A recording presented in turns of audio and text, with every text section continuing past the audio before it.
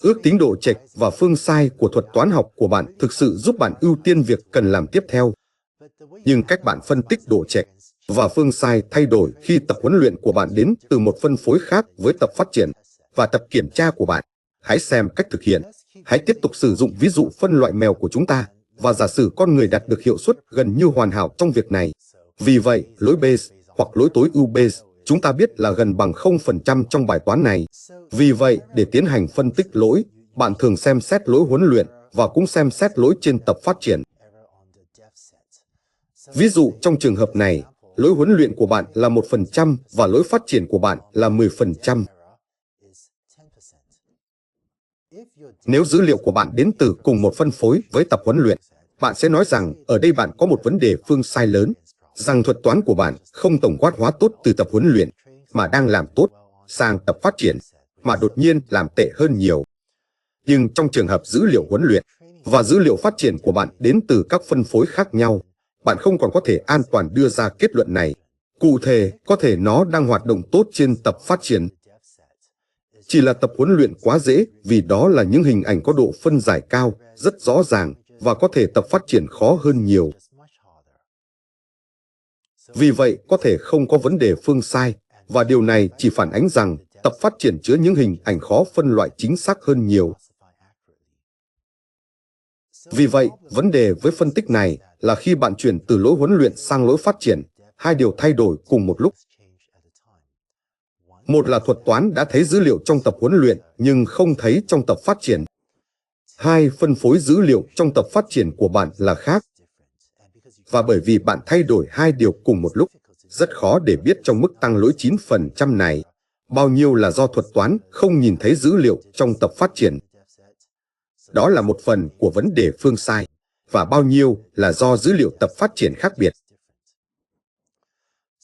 Vì vậy, để tách hai hiệu ứng này ra, và nếu bạn không hoàn toàn theo dõi hai hiệu ứng khác nhau này là gì, đừng lo lắng, chúng ta sẽ xem xét lại sau một giây. Nhưng để tách hai hiệu ứng này ra, sẽ rất hữu ích khi xác định một phần dữ liệu mới mà chúng ta gọi là tập phát triển huấn luyện. Vì vậy, đây là một tập con dữ liệu mới mà bạn tách ra. Nó phải có cùng phân phối với các tập huấn luyện, nhưng bạn không huấn luyện mạng neuron của mình trên tập này. Ý tôi là thế này. Trước đây, chúng ta đã thiết lập một số tập huấn luyện và một số tập phát triển và một số tập kiểm tra như sau. Và tập phát triển và tập kiểm tra có cùng phân phối, nhưng tập huấn luyện sẽ có một số phân phối khác.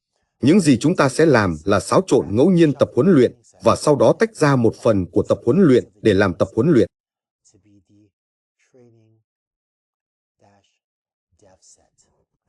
Vì vậy, giống như tập phát triển và tập kiểm tra có cùng phân phối, tập huấn luyện và tập phát triển huấn luyện cũng có cùng phân phối.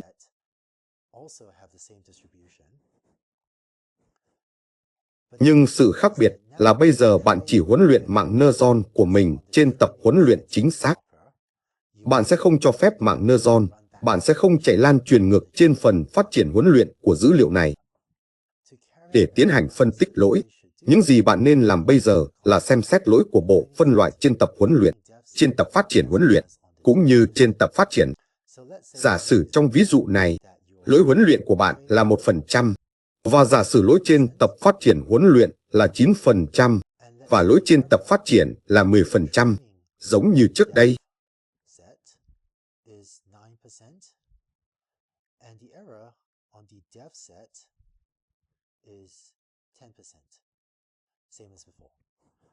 Những gì bạn có thể kết luận từ điều này là khi bạn chuyển từ dữ liệu huấn luyện sang dữ liệu phát triển huấn luyện, lỗi thực sự tăng lên rất nhiều.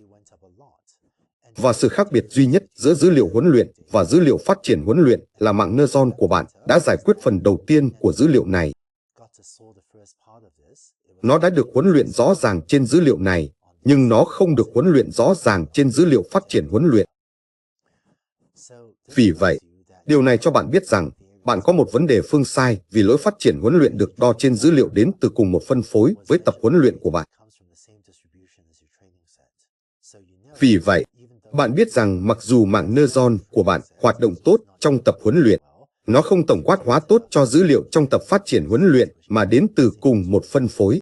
nhưng nó không tổng quát hóa tốt cho dữ liệu từ cùng một phân phối mà nó chưa từng thấy trước đây.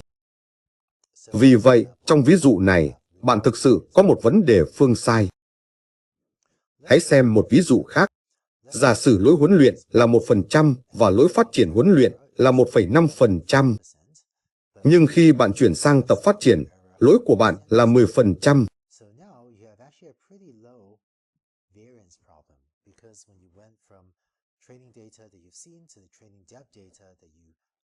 Vì vậy, bây giờ bạn thực sự có một vấn đề phương sai khá thấp, bởi vì khi bạn chuyển từ dữ liệu huấn luyện mà bạn đã thấy sang dữ liệu phát triển huấn luyện mà mạng neuron chưa thấy, lỗi chỉ tăng lên một chút.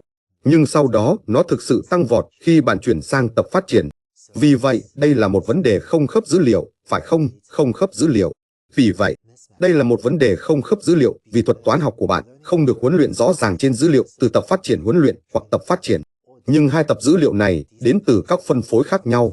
Nhưng bất kể thuật toán nào đang học, nó hoạt động rất tốt trên tập phát triển huấn luyện, nhưng nó không hoạt động tốt trên tập phát triển. Vì vậy, bằng cách nào đó, thuật toán của bạn đã học cách hoạt động tốt trên một phân phối khác với những gì bạn thực sự quan tâm. Vì vậy, chúng ta gọi đó là một vấn đề không khớp dữ liệu. Hãy xem thêm một vài ví dụ nữa. Tôi sẽ viết điều này ở hàng tiếp theo vì tôi đã hết chỗ ở trên. Vì vậy, lỗi huấn luyện, lỗi phát triển huấn luyện và lỗi phát triển.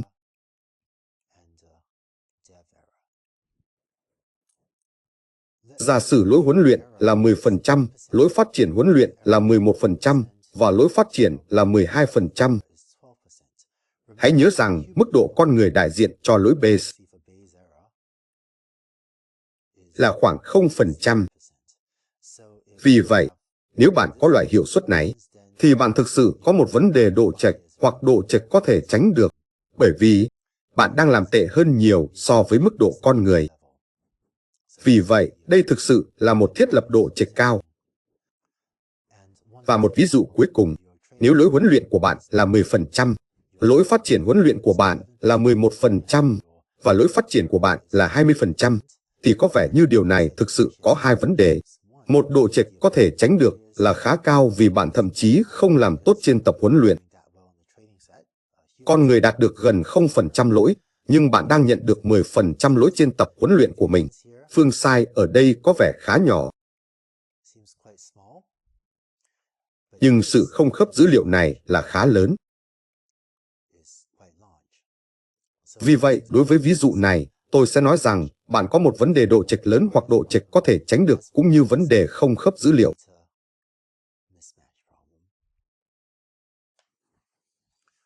Vì vậy, hãy lấy những gì chúng ta đã làm trên trang trình bày này và viết ra các nguyên tắc chung. Các đại lượng chính mà tôi muốn xem xét là lỗi ở mức độ con người, lỗi tập huấn luyện của bạn, lỗi tập phát triển huấn luyện của bạn. Vì vậy cùng phân phối với tập huấn luyện của bạn, nhưng bạn không huấn luyện rõ ràng trên đó. Lỗi tập phát triển của bạn.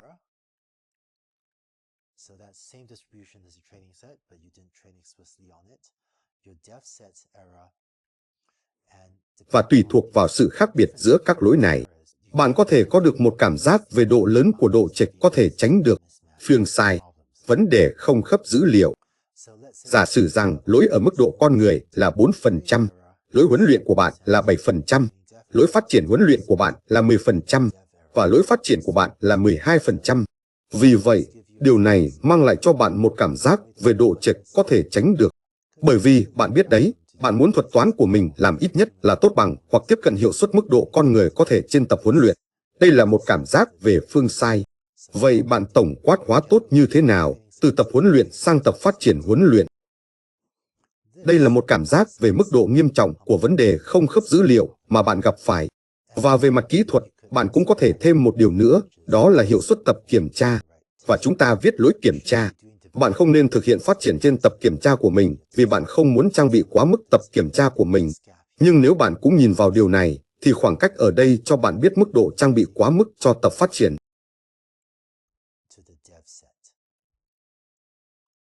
Vì vậy, có một khoảng cách rất lớn giữa hiệu suất tập phát triển của bạn và hiệu suất tập kiểm tra của bạn. Điều đó có nghĩa là bạn có thể đã điều chỉnh quá mức cho tập phát triển, và vì vậy có thể bạn cần tìm một tập phát triển lớn hơn. Vì vậy, hãy nhớ rằng tập phát triển của bạn và tập kiểm tra của bạn đến từ cùng một phân phối. Vì vậy, Cách duy nhất để có một khoảng cách rất lớn ở đây, để nó hoạt động tốt hơn nhiều trên tập phát triển và tập kiểm tra là nếu bạn bằng cách nào đó quản lý để trang bị quá mức tập phát triển. Và nếu đó là trường hợp, những gì bạn có thể xem xét làm là quay lại và chỉ cần lấy thêm dữ liệu tập phát triển. Bây giờ tôi đã viết những con số này như thể khi bạn đi xuống danh sách, các con số luôn tăng lên. Đây là một ví dụ về các con số không phải lúc nào cũng tăng lên. Có thể hiệu suất mức độ con người là 4%, lỗi huấn luyện là 7%, lỗi phát triển huấn luyện là 10%. Nhưng giả sử rằng chúng ta chuyển sang tập phát triển, bạn thấy rằng bạn thực sự làm tốt hơn nhiều trên tập phát triển một cách đáng ngạc nhiên. Có thể đây là 6%, cũng là 6%. Vì vậy, bạn biết đấy, tôi đã thấy những hiệu ứng như thế này khi làm việc. Ví dụ, một nhiệm vụ nhận dạng giọng nói, trong đó dữ liệu huấn luyện hóa ra khó hơn nhiều so với tập phát triển và tập kiểm tra của bạn. Vì vậy hai cái này được đánh giá trên phân phối tập huấn luyện của bạn và hai cái này được đánh giá trên phân phối tập phát triển kiểm tra của bạn.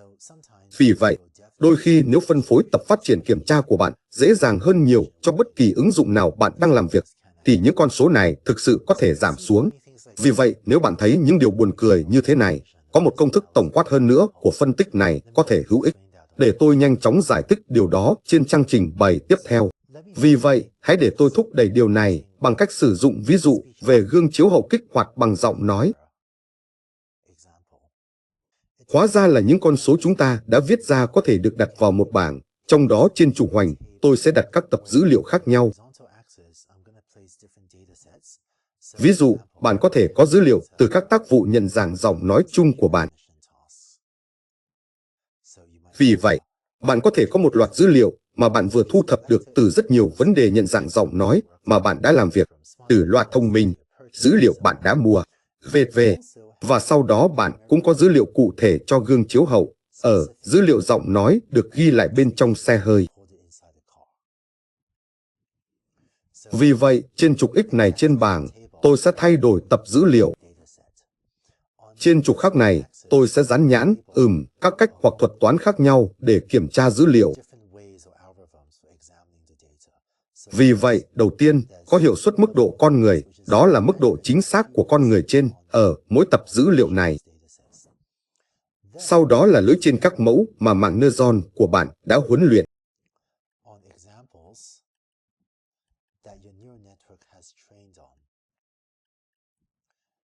Và cuối cùng, lỗi này trên các mẫu mà mạng neuron của bạn chưa huấn luyện.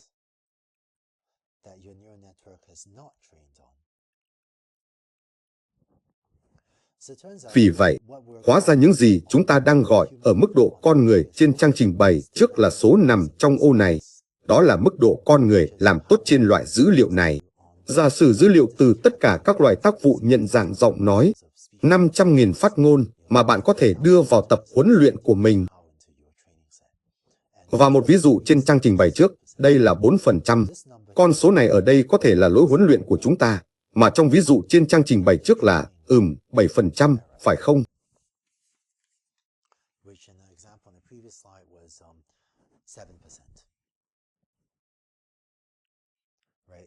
Nếu thuật toán học của bạn đã nhìn thấy ví dụ này, thực hiện gradient descent trên ví dụ này, và ví dụ này đến từ, bạn biết đấy, loại phân phối tập huấn luyện của bạn, hoặc một số phân phối nhận dạng giọng nói chung. Thuật toán của bạn hoạt động tốt như thế nào trên ví dụ mà nó đã huấn luyện. Rồi ở đây là lỗi tập phát triển huấn luyện. Nó thường cao hơn một chút. Đó là đối với dữ liệu từ phân phối này, từ nhận dạng giọng nói chung. Nếu thuật toán của bạn không huấn luyện rõ ràng trên một số ví dụ từ phân phối này, nó hoạt động tốt như thế nào? Và đó là những gì chúng ta gọi là lỗi phát triển huấn luyện. Và sau đó nếu bạn di chuyển sang bên phải, ô này ở đây là lỗi tập phát triển, hoặc có thể là lỗi tập kiểm tra, là 6% trong ví dụ vừa rồi.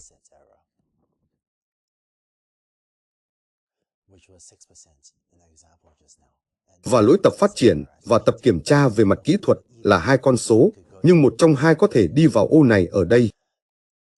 Và đây là nếu bạn có dữ liệu từ gương chiếu hậu, từ thực tế, được ghi lại trong một chiếc xe hơi từ ứng dụng gương chiếu hậu. Nhưng mạng neuron của bạn không thực hiện lan truyền ngược trên ví dụ này. Lỗi là gì?